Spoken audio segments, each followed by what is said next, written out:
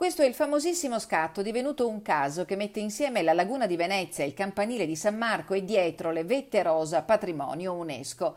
Una cartolina perfetta che la provincia ha acquistato da Niccolò Miana, fotografo veneziano con origini a Gordine, per farne il testimonial del marchio Dolomiti The Mountains of Venice.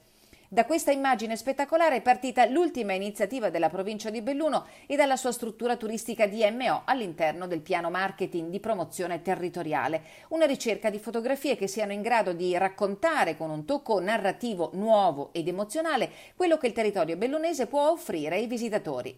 La campagna di selezione è finalizzata all'acquisto di altri scatti che colgano nuove prospettive sulle Dolomiti bellunesi, che ne raccontino i profili e i fianchi millenari, la grazia della fauna che le popola e le tradizioni delle genti che ci abitano, la varietà dei colori di fiore e piante e la cristallinità delle acque che continuano a cesellarne la roccia.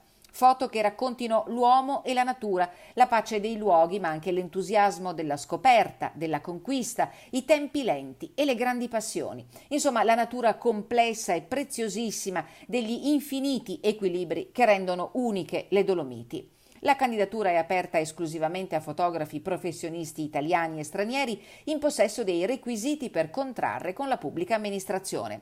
Per informazioni e candidature è sufficiente scrivere all'indirizzo mail m.zucco@provincia.belluno.it. L'acquisto delle immagini attuali e future è reso possibile grazie al progetto Vivere le Dolomiti, finanziato dal Fondo Comuni di Confine.